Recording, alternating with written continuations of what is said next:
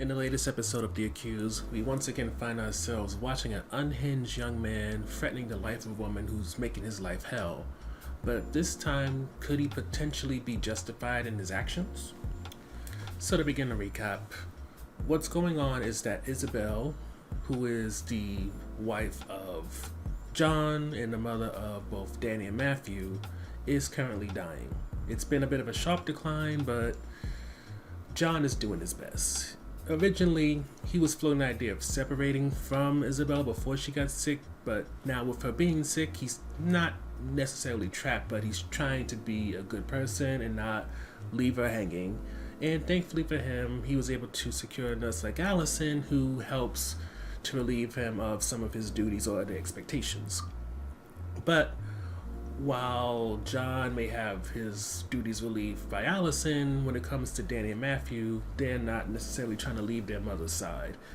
Danny, especially because he's really close to his mom, and his mom has probably been one of his biggest advocates.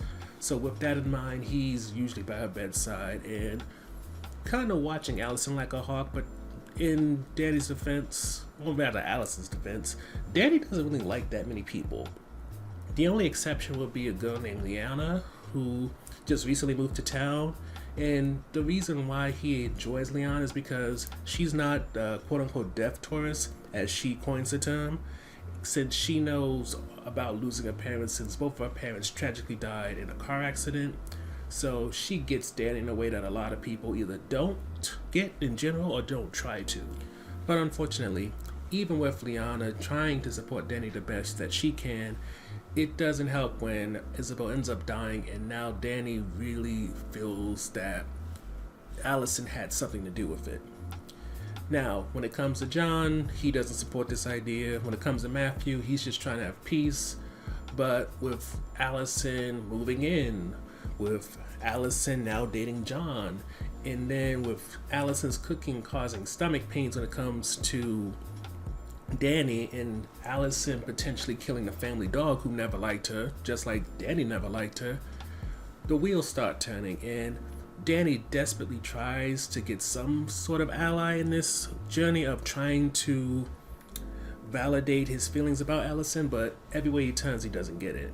He even turns to Liana, who, wants to help, but with Danny having a history, or rather family history of mental illness, like his uncle on his mother's side being schizophrenic, there is this vibe from everybody around him that he's losing it, that Allison isn't as bad as he says she is, and that what he needs to do is go back to counseling, but that is not something Danny wants.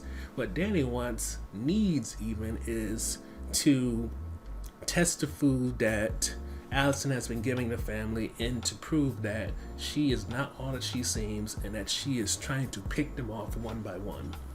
And after some point, it gets so bad that Danny was never subtle about his feelings with Allison, but when it gets to him stabbing her, when he's starting to have a very erratic emotional moment, it leads to him getting put into holding for prison.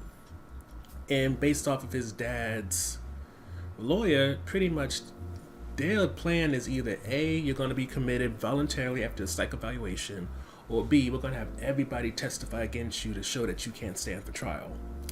And to not put his family through that, eventually, even though Danny doesn't like psychologists whatsoever, he decides to voluntarily do a psych evaluation, and with that, he's put into a mental hospital of some sort, or mental health prison. And while he's in there, after some time passes on, he learns not only has his dad died, but now his brother's getting sick, and he learns this all from Allison, who makes it clear without verbally confirming that she is the one causing all this, and all she is waiting for Danny to eventually die, or figure out a way to get him killed so that she can have it all. And with that, unfortunately, because Danny's in a situation he's in, even with her conveying enough to feel validated and confirmed in his feelings, he can't do or say anything. And with him now being off in some psych ward somewhere, he can't have access to Liana to possibly have her help, so he's trapped knowing what Allison is doing, yet having no means of recourse. So the best highlight best is just if there's anything that this show is consistent about, it's definitely about getting you hyped about what the actual conviction is supposed to be about. When it comes to this episode, it's hard to say what exactly Danny was going to be on trial for. Was it going to be for hurting or even killing Allison? Maybe his brother Matthew, in terms of Danny being the accused. Or even hurting his father John, if not Leanna, because when it comes to Leanne, there are scenes where you can see that she could have easily gotten hurt, like when they was on the rocks together and talking about Allison trying to poison him.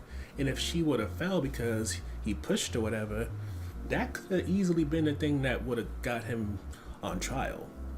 Heck, considering Allison and the way she was systematically trying to take out members of the family, who knows if she might have had a quality plan to make Danny get the blame for this, and then use the mental health history of his family, specifically his uncle, to maybe plant the idea that in his paranoia he started to kill the family since he thought they were all against him or something like that. So when it comes to how each episode is trying to keep you guessing of what the trial is going to be about, it's a quality product. Love to see it. Hopefully it continues as we go through deeper the season. So the second highlight for us is just, in comparison to Devin from the first episode, I feel like Danny was written in a way that felt less run-of-the-mill checkbox way. Does Danny have a lot of the same sort of mental health issue background that Devin was given? Yes, but instead of making it so it's all the usual stuff that, doesn't really give much in the way of layers to Danny, instead, when it came to bringing up the uncle having schizophrenia, it kind of helped you understand why maybe the mom was so close to Danny in terms of she saw what her brother went through, so she wanted to monitor, support, and be everything maybe she wasn't to her brother before her brother committed suicide. And I would even say in terms of Danny's interaction with Leanne, it also kind of allowed you to see that there are complexities there, so that when it comes to who this person is, yes, they may have a mental health struggle. Yes, they may have issues that could label them as someone who can not only harm themselves but harm others, but there's also the potential that they're really not that kind of person. It's just your own ignorance that's pinning that on them. Because yes, they're having a mental health episode, but that doesn't mean they're a danger to anyone. And just having that sort of back and forth idea of maybe that Danny isn't as bad as he seems, and maybe Allison is as bad as she seems, and vice versa, allowed for you to see kind of progression when it comes to handling mental health issues when it comes to the show. Because while I understand that when it comes to Danny, they basically laid out everything from him harming animals and all that other stuff, I still feel like they could have done so much more, and Devin feels like not necessarily a correction because it's a whole different character and a whole different setting, but at least progress in some way, which even with this being an anthology with each episode barely if at all connected to the other, there still seems like it's getting better as it goes. Overall, Accused remains consistent in presenting twists and turns until we know what the crime is, and it gives us the kind of performances worthy of the crime.